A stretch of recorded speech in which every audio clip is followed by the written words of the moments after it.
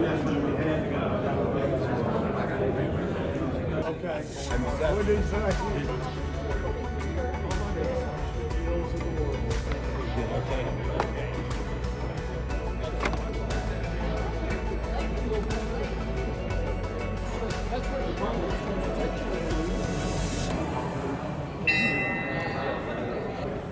Welcome, everybody. It's great to see everybody here. For those of you that have finished eating, you may want to stand. The others can participate in other ways. We do want you to enjoy the lunch. But let's say the defining statement of Kiwanis. Kiwanis is a global organization of volunteers dedicated to improving the world, one child and one community at a time. Pledge allegiance. I pledge allegiance to the flag of the United States of America and to the republic for which it stands, one nation, indivisible, with liberty and justice for all. And now one of our very favorite activities. Clay, can you give us a song today? Why, certainly, and it may require you to look in the book on page 38. At the bottom of page 38, we have sung this before, but in honor of our speaker today, the trees are blooming, flowers are popping out of the ground. So we'll sing In the Good Old Summertime. And we'll start in the good old summertime, in the good old summertime, rolling through the shady lane with your baby mine. You hold her hand and she holds yours, and that's a very good sign. That she's going to see what's in the good old summertime. You all need practice. Thank you. I thought it was very impressive myself. For our invocation, we have Alan Fromm. First, I want to say happy spring to everybody. This is a time when things come alive and it's beautiful, and wishing all of us a happy and healthy and safe and beautiful spring. And that means we have better weather to do good things for children. And our speaker today will talk, the weather doesn't affect her place at all. Every season there's something going on, right?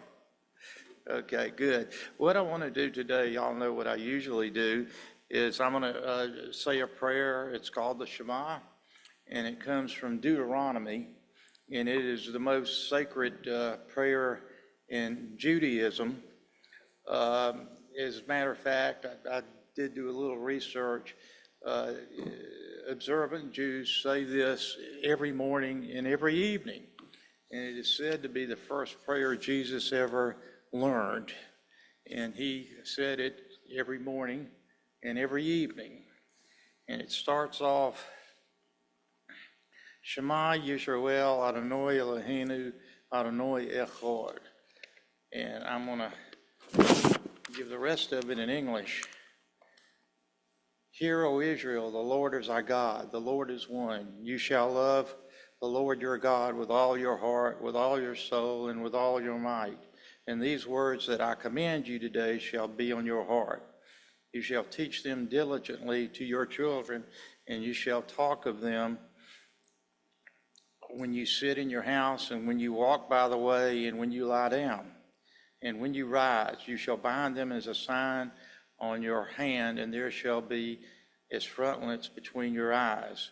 You shall write them on your doorposts of your house and on your gates. It was also said that Jesus said this was his, of the commandments, this was his number one commandment is loving God.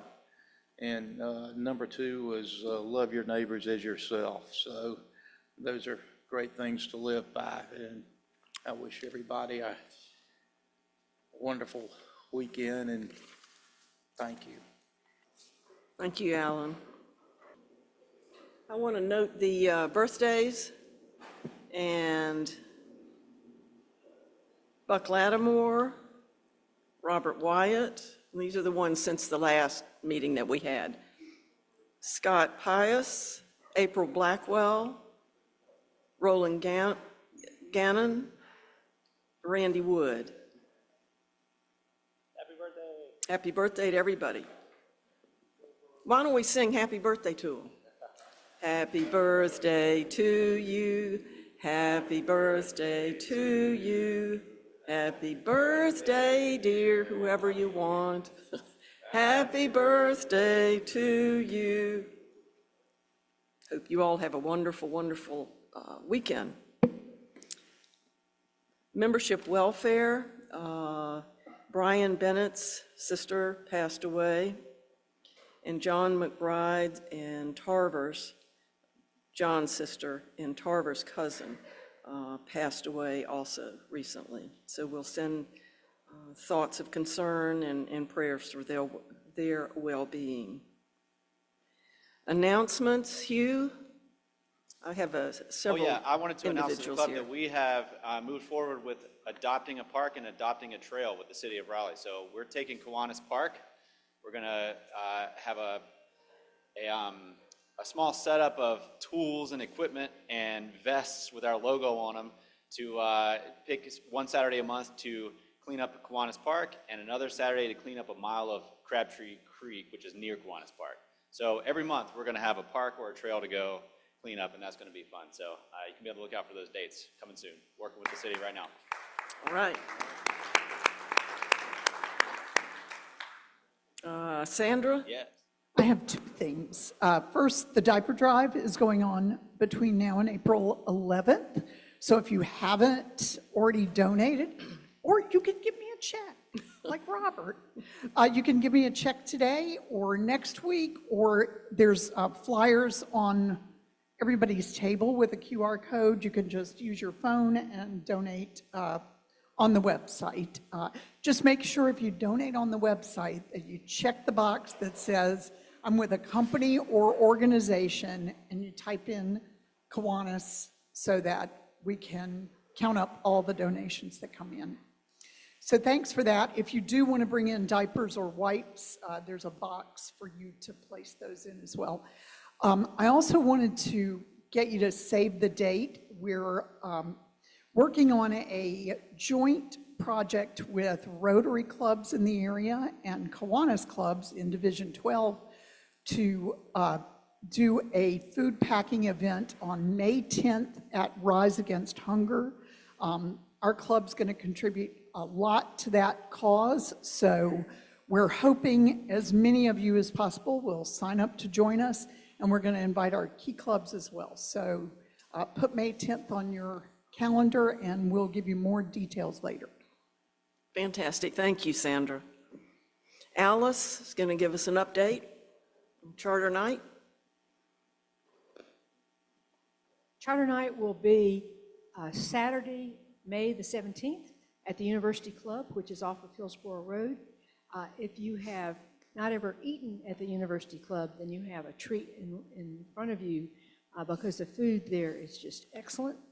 It should be a lovely time of getting together, and it's relatively close to our actual charter date, which is April the 8th. So I hope that we'll see a lot of people there. It should be a lovely evening.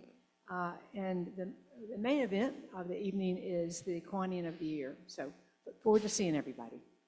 Thank you. We're all looking forward to that. We have an induction today of a new member. We're very pleased to welcome David Clark to our club, and he's sponsored by Sanford Bailey. If you all would like to come up.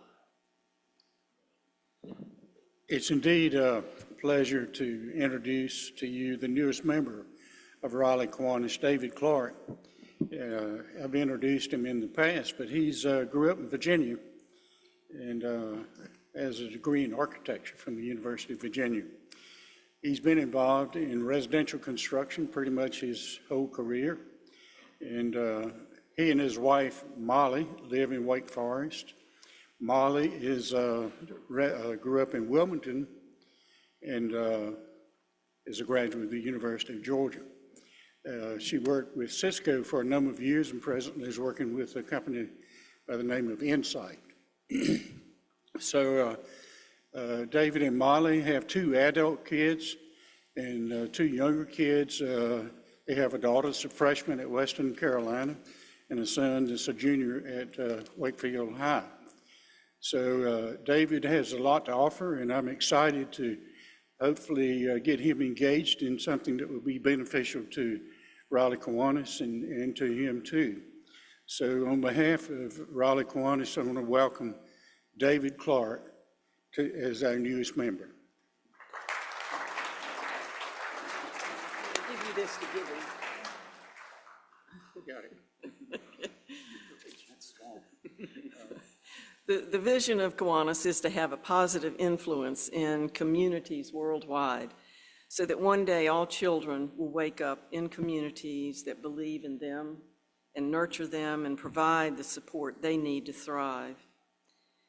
Having indicated a desire, David, to become an active member of our club and having been approved by our board of directors as a member, and having gone through our club orientation, do you agree to embrace the vision of our club and the Kiwanis organization? I do. We welcome you, David, to this global organization of volunteers dedicated to improving the world one child and one community at a time. Sanford, would you please present David with his new member pin? I just did. Then, David, I officially welcome you on behalf of the entire membership into the Kiwanis Club of Raleigh. It's fabulous to have you. Thank you.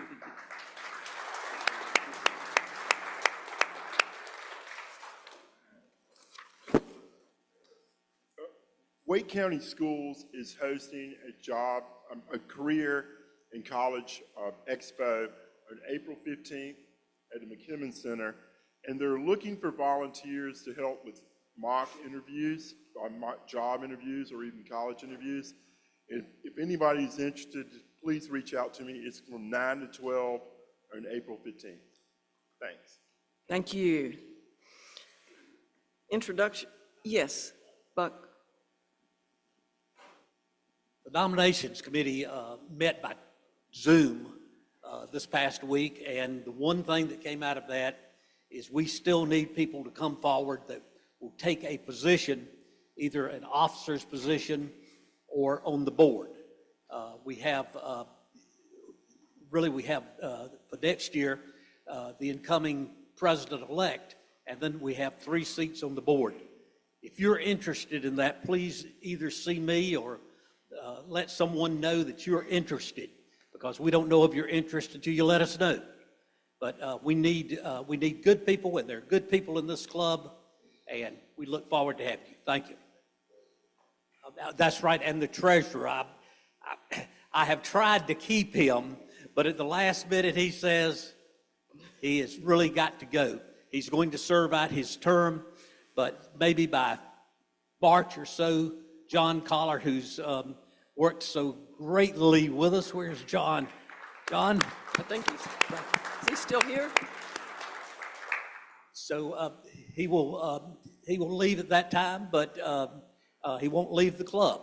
He just wants to step down for a while and get a little rest. If somebody has an accounting background or the ability to work as the treasurer of this club, we really need them now. Thank you. We do. Thank you, Buck. I want to add too to that we have a very active board right now and doing a lot of big things, and anybody who would wish to volunteer to join the leadership of the club would have a lot of support, and you don't really have to necessarily even know what you're doing, just know the mission, and we got your back, so don't be afraid to step forward. Thank you, Hugh. Well, we have an extraordinary speaker today. I guess you all saw this when you were coming in. Carol Lawrence. I am very excited to learn more about what she does, representing the JC Raulston Arboretum at NC State, right over here in West Raleigh. So the JC Raulston Arboretum is a nationally acclaimed Botany Center, it boasts one of the largest collections of landscape plants adapted for use in the southeastern United States. Plants especially adapted to Piedmont, North Carolina conditions are collected and cultivated and evaluated in an effort to find superior plants for use in southern landscapes. So it's basically a living laboratory, and it's open and free to the public with guided garden tours and all kinds of other programs that Carol's probably going to talk about today. Now, she's been volunteering with the Arboretum since the 90s. She is a community representative for the Arboretum at the State Fair, the Farmers Market, and along with other Triangle businesses. She speaks at libraries, trains the new guides, and was the recipient of the Governor's Award for volunteer service last year. She also volunteers at the Cary Theater and many other places. So it's starting to sound to me like she'd also be a really great Kiwanian. So I hope that while she's been here today, she's felt very welcome, and we invite her to learn more about what we do as well. So fellow Kiwanians, Carol Lawrence, volunteer extraordinaire with the JC Raulston Arboretum.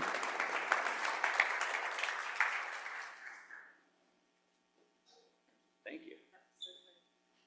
Wow, guys. That was the non-sexual meaning of the word guys.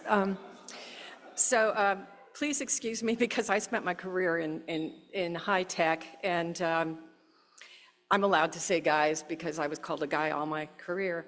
I'm really here for one reason only, is to make sure that you have discovered or rediscovered the JC Raulston Arboretum. As you know, yesterday was the first day of spring, and we change our hours to make sure that there are maximum time that you can spend there during the day. But we're more than a pretty face. We actually have a mission to diversify the landscape by sharing our passion, our plants, and our knowledge to plan and plant for a better world. And that expression, plan and plant for a better world, is how our founder, JC Raulston, used to sign his letters. JC, if you don't know, was actually an Oklahoma farm boy who came by a way of a PhD from another land-grant university, the University of Maryland, and somebody here has already found out that I'm a Maryland graduate myself. He went on to become an incredibly loved, both as a teacher and as a mentor. And to this day, if you go to the JCRA and you listen to visitors, you are bound to hear at least one person say, "Oh yeah, I wouldn't be where I am today if it weren't for JC." And if you're me, you walk up and find all about him, because that's an incredible inheritance to have. But as a horticulturalist, he's credited with introducing and promoting more plants into modern horticulture than anybody else in the last century. He's a major force behind the revival of the entire nursery industry. And if you ask somebody from South Carolina why there's really no horticulture or nursery industry in South Carolina, they sneer at you and cross their arms and say, "Why would we bother? It's all in North Carolina." JC was so well known. I want to tell you one real quick story, and I hope I can get away with this if I talk fast. But I was in Kew Gardens, which is one of the most well-known gardens in the world. And I said to a gentleman, and he was way too young to have known JC personally, but I was just kind of curious. I said, "I'm from Raleigh. It's named after Sir Walter Raleigh. Got to have a common ground here, right?" "Yeah, okay, right." She's weird already. And I volunteer at the JC Raulston Arboretum. Does that name mean anything to you, JC? Well, the guy's thinking about it. He's not dismissed me completely, but he says, "No, I'm sorry, wait a minute. Is he the guy that gave away plants?" And I see a lot of you are smiling, so you already know the punchline, but that's what JC was known for. He thought plants were things to be shared among people. He came in 1975. He and another member of the faculty, Russell Southall, were appointed to a committee by a very smart man. And after a year, they figured out how to create a new program at the University of Maryland to teach woody ornamental plants. And the plan included building an arboretum. And that arboretum would be the center of teaching students, university students, research for what grows here. JC noticed that wherever he traveled, and by this time, this was his fourth professional position, that everybody had about 30 plants and that's all they used, and he thought we could do better. So he wanted to see what would grow in the Piedmont. Turns out a lot of things grow in the Piedmont. And then to share that knowledge, both with the commercial industry here so that he would boost this industry significantly, and also to share the knowledge with the general public. By the end of that year, one of the students in the program there had developed a master plan for the garden, and that's when things got really interesting and went past the, oh, we're digging out places, we're surveying things. They started clearing out trees that had been there, and I had a conversation with somebody here today. If you knew that area, there were already trees in that area because it was part of a research area, it just wasn't a public area. Needless to say, like any human institution, everybody said, gee, this is a great idea, Dr. Raulston, you new guy at the university. Sure, take my research area and use it any way you want. I'm not going into that today, but anyway. So Fielding created this master plan. This is a picture of him with a very young picture of JC. JC was, he was 39 at the time. Between 77 and 1980 is when the whole place changed. Construction began on a visitor center. There was a parking area built. And if you know the JC Raulston Arboretum of today, this has nothing to do with the parking area of today because it's all changed. In fact, the only garden that still stands from this time is the South Hall Memorial Garden. Unfortunately, that professor died, and the incredible part is, and this won't be new to any of you, but the incredible part was all his students and the Student Honor Society got together, built the garden, paid for the garden. It was all student activity. It's still there today, and it's quite beautiful. It's often missed, so do find it when you go there.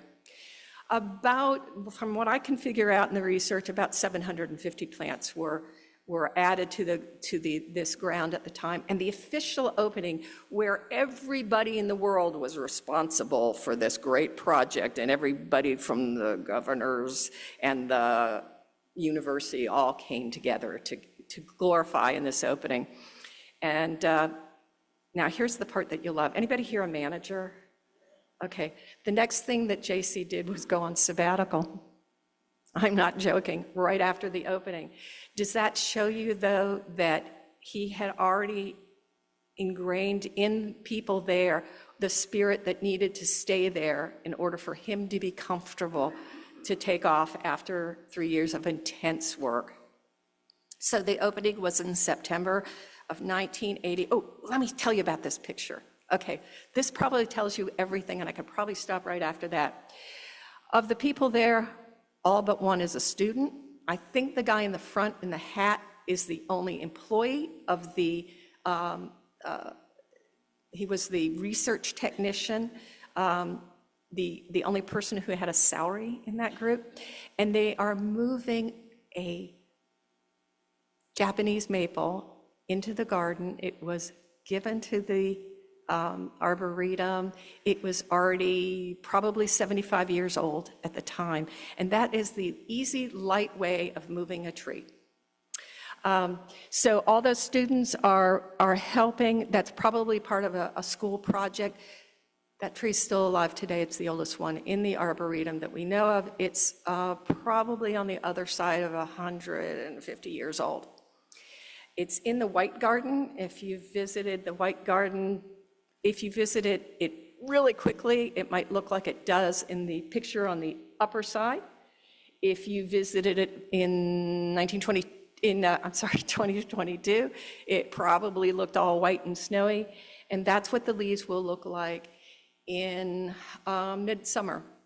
So the lace leaf maple, or Acer palmatum dissectum albopurpura group, is the symbol of the JC Raulston Arboretum. Why? Because that is an exotic plant that is perfectly suited for this area, and that has actually been cultivated to be hardier and better and more beautiful. It is said that if you stand anywhere in the Arboretum and look around you, you will find a lace leaf maple somewhere in your vision. The other thing that I should tell you, and I don't know if I'm supposed to tell you or not, it was also JC's favorite plant, and that never comes out anywhere. Okay, so the White Garden today is still there, and that's where this tree lives today. And Curtis Brooks was the designer of that garden. It was the entranceway to the then North Carolina State University Arboretum. It's a single color theme. It was based on a concept by Vita Sacklaville West. She was one of the leading nursery designers at the time. And if you want to see the original, you'd have to go to Kent. But that was where he based the design. It's the gazebo that is there now is the third one in that place. The original one was provided by funding from the North Carolina Association of Nurserymen. And the gazebo was assembled at a party that went on rather late into the night, and I understand a great deal of alcoholic beverages were consumed at the time, though I was not there myself. Dang, I missed that party. So if you were there, you'd also, in that White Garden, you'd also see this particular plant. This is a Styrex japonicus emerald pagoda, or Japanese snowbell, that JC found himself during a plant collection. The cool part is not only those beautiful white flowers that you'll see, I don't think it's bloomed yet, but it has silver bells, silver fruits that appear afterwards. And the reason I'm pointing this out is a couple things. This is considered a signature plant at the Arboretum, which, according to the director, I can get away with saying, it means he'd probably get fired if he cut it down. And it's also one that we introduced to the industry and is still being grown today. Perennial border. If you know nothing else, you have seen the perennial border at the JC Raulston Arboretum. It was designed by a woman named Edith Edelman, using plants that would grow here, but based on a garden designed by another one of the most famous garden designers of the last century, Gertrude Jekyll's color scheme, who said you start with this color, and you moved on to this color, and you moved on to this color, and it was a perfect blend of colors. It was originally planted where the mixed border is today, if you know where that is, on the other side of the Great Lawn. But Edith was a really tough bird, and she eventually persuaded JC to let her move it into the sunlight where it needed to be, so that it moved to its current location. It was planted in the spring of 1983, and she wasn't there when it was planted out, and it was done in a quick hurry. And does anybody want to finish the sentence before I do? But it was replanted again. Did I mention that Edith was a really tough customer and, went with her thoughts? So it was planted again in the fall. And then just in time for the year 2000, Douglas Roran, I can't call him Douglas, he's Doug, for God's sake. But anyway, and Edith replanted the garden one more time and refurbished it, and that's the border that you'll see today. So I mentioned the mixed border. The mixed border, I just want to point out to anybody who owns gardens or cares about personal gardens, this is where you need to go to do your garden designing. Go take notes, find out what's there, because these are scaled into little tiny vignette areas where you can actually see what's going on in the garden. These are not castle massive big things. These are real, actual properties. It was created by Suzanne Edney, who swears to me that she got permission from JC to do what she did. But this was at a time when the Rose Garden changed where it was, and the mixed border was moving.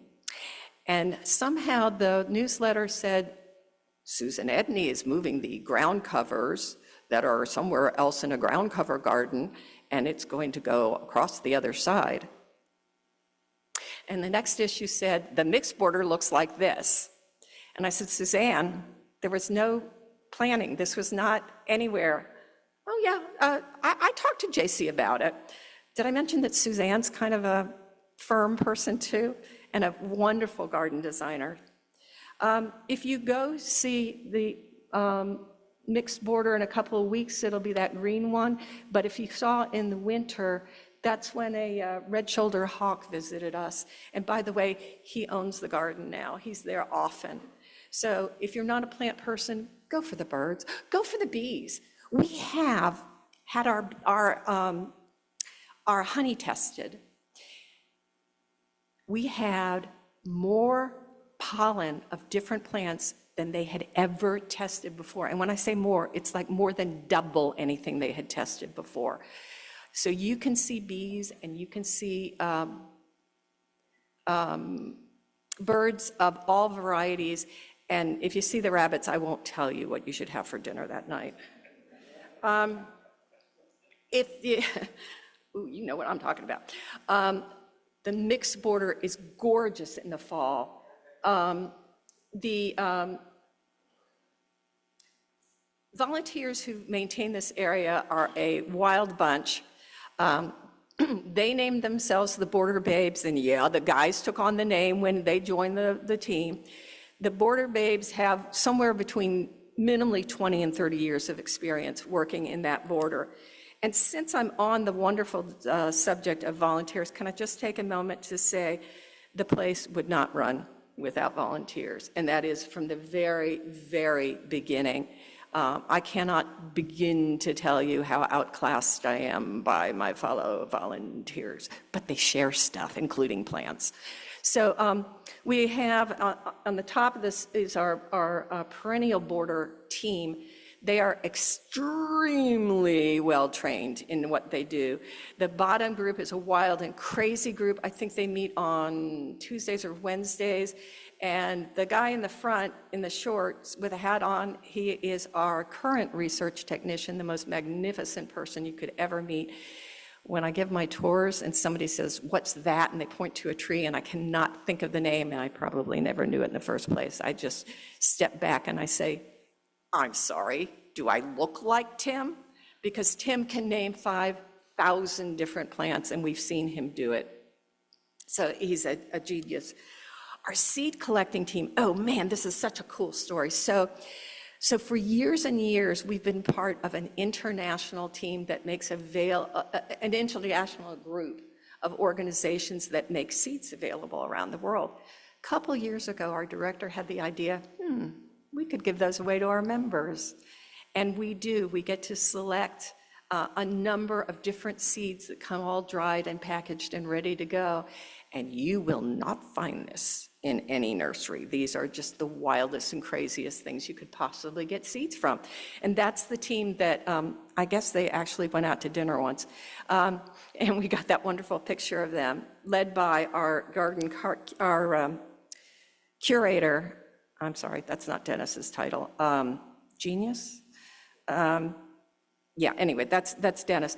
Our plant labeling team, if you're a research institution, it doesn't do any good not to know what your plants are. You must know.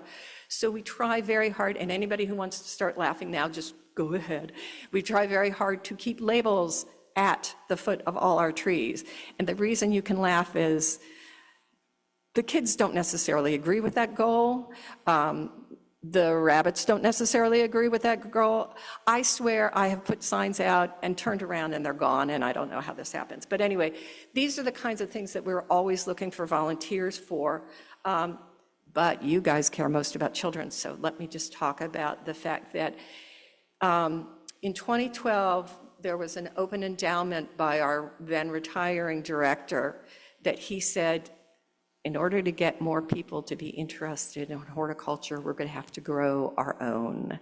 So we got very interested and developed an entire youth and children's program. The picture there is of both staff and volunteers waiting for a field trip to come where we try our darndest to make kids understand where their food comes from. It doesn't come from 7-Eleven or Harris Teeter. And we do a number of different activity stations. The woman in the maroon JCRA t-shirt is trying to explain plant parts to youngsters.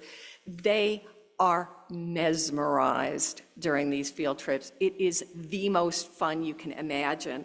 And our summer camps have been such sellouts that there are literally people probably sitting by their computer right now hoping to be the first one in line to get their kids enrolled in these weekly programs. They range from preschool to rising 8th graders. They spend a week going outdoors, making friends, exploring the gardens. They go on garden hunts. They look for creatures. They go into our greenhouses and study exactly how cultivating sciences of plants work. It is a really incredible phenomenon. The funny-looking tent there is a funny-looking tent. It's a yurt, and we had to build it because our children's programs grew so fast and so big that we couldn't fit them in our education building anymore. So that is where those classes take place. One more garden story, and then I'll be done here. The Lath House is an open-air structure for plants that need a little extra protection. There was already one existing on the Arboretum site in 1981. They started renovating it because it's made out of lath, out of slats of wood, which, you know, this is North Carolina, it deteriorates. So it was first rebuilt in 1981. It was totally redesigned by a award-winning design firm in 2010. And then if you visited it today, you would find out that we're renovating it again. We just raised the money and got the approvals that we needed. Did I mention we're on state campus and we, have to play with a lot of rules? Anyway, those are the kinds of things that you would see today if you went in the Lath House. I call it our daycare center for plants. It's not our nursery, because you know what a nursery is, that's little baby plants. But these are ones that need a little extra protection from the sun or the wind. But if you went there during our Moonlight in the Garden event, anybody been to Moonlight in the Garden? Okay, guys, this is the last time you get away with that. Because if you don't go to the Moonlight in the Garden, you will never forgive me. This is what the Lath House would look like. This is what the rest of the thing is like. We have, I think it's about 2,000 different luminaries, and I know because I've lit them. These are some of the comments that I got when I did the worst job of volunteering I've ever done in my life. My job was to thank people for coming. They never let me do it. They couldn't stop thanking me for having the place open. And I'm just going to end with one of the comments that got my soul. 5 people said this to me. This place is magical. You should tell people about it. And I'd been doing it for about 20 years by then. And the fact that I didn't burst into tears or giggle myself to death that night is my greatest contribution. Please come to Moonlight. You can volunteer as a group at Moonlight. You will see things you've never seen before because we open it. We have about 3 months worth of work from a professional Raleigh landscape design company, and our volunteers, it is magical. So I'm going to put up one slide for anybody who is better in economics than I was, just to tell you about the growth of this place, and then I'd like to open it up for questions. And if you don't ask me questions, I got a lot for you. Yeah? I have one. Remind us how to become a member. I have membership application forms over here. You can go online. It's jcra.ncsu.edu. It doesn't get any easier than that. and become a member. Friends of the Arboretum get extraordinary benefits, whether it's our monthly newsletter that tells you about all the happenings and fills you in on lots of garden experiences. You get discounts at a lot of different, oh, did I mention the giveaway? Oh no, I forgot to say that. Still in keeping with JC's idea of giving away plants, we do a major giveaway, which is one of the most hysterically funny. If you guys use YouTube at all, go onto YouTube and say JCRA plant distribution, and you'll see the 15 minutes of most people grabbing plants. And they're free. And you walk away with about 16 free plants that are different. So, yeah, go ahead. I know moonlight occurs at moonlight, but what time of, what are the hours or the days, or are there special times that you have the moonlight? Excellent question, thank you. Moonlight is an event that occurs in November over 2-3 weekends.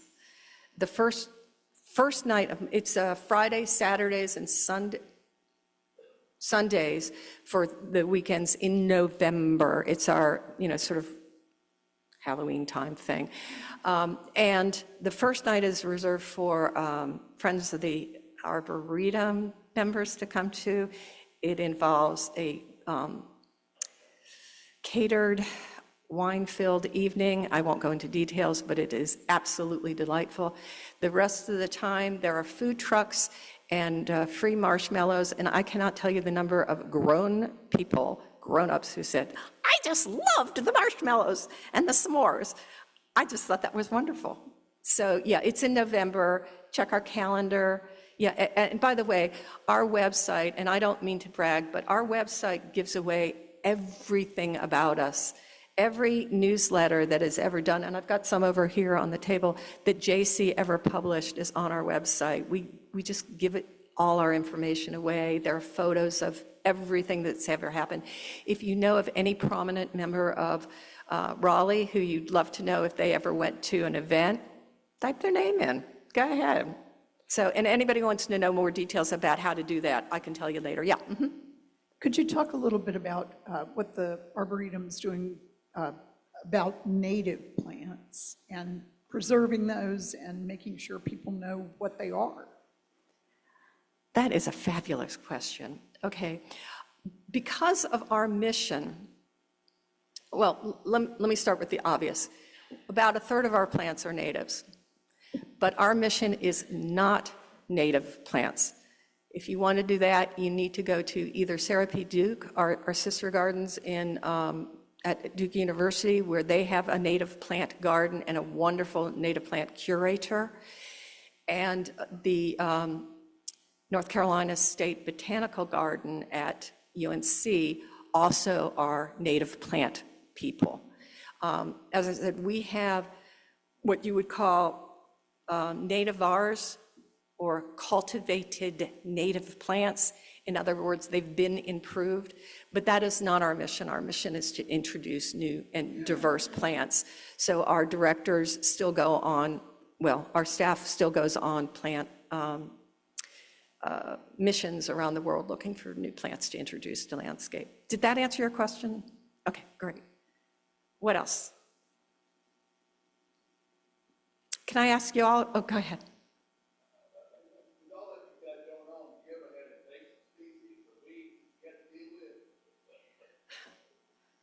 I'm going to pay you all to come to my next presentation. These are the best questions. Yes, we have the same weed problems that you do in your yard. This area is particularly prone to weed problems. If you want to grow everything, you have it here, but you also have all the problems that you do. What we don't have, and I would argue that we have a slight invasive problem, but we garden intensely to make up for that. And they have impacted us. In fact, I just asked the director about an area that's really important to me, because I'm on a crusade to get rid of, oh gosh, I hope I'm not offending anybody, turf grass. Turf grass is a multi-billion-dollar industry. If you want to grow turf, please move to England where it grows properly. this is not turf grass area. We need to find alternatives. So a couple years back, we've tried an experiment where we are trying to grow out different things to form like a flowering lawn. And I was just told recently that our problem with weeds is so strong that that may not be the solution we want to go for. We might want to look for something else. So yeah, we suffer that too. Because I think we recognize invasives faster than a lot of places. They leave faster, and but it's not a problem. We're very aware of these problems. And I mentioned to somebody else, one of the problems that we have always had at the Arboretum is water management problems. And anybody here in real estate or anybody who owns a house probably is aware that water comes off your house. You have a non-porous surface called a roof. You have a non-porous surface called a patio, or walkways or streets, and all of these things cause problems with water management. And one of the great solutions of our time is called a rain garden. And those of you who are lucky enough to live in the city of Raleigh that's recognized this, you know that they will pay you to put in a rain garden. That's how important they are. We have 3 different areas of the Arboretum that you can observe what rain gardens do and how they do it, and oh yeah, what plants to get. And I'm very serious about that. Go in with your pencil and your paper or your camera and take pictures of the signs so you can go to your nursery and buy the right plants for a rain garden. Yeah, sorry. Oh, I got up on my soapbox. Carol, thank you so much. So much. This has been great. Don't forget, I'm going to share something here with you, which I will give to you and you can take to your seat and sign. What we give is, we're calling here the Great Voyage. It's a program for school kids after school. And it provides meals, tutoring, and books to children with low-income families in Wake County. And we'd like to have your name in it, and then we'll provide it to the system. Thank you very, very much. Thank you for doing this. This was just wonderful. Thank you. David, I don't know exactly where you're seated, but we're really excited with you being a member. Thank you. And I hope everyone has a wonderful weekend and enjoys the weather. And want you to remember and come over here and sign the napkin for David. Apron, but I said napkin. It's because I have one up here. So that's it for today, and thank you all so much.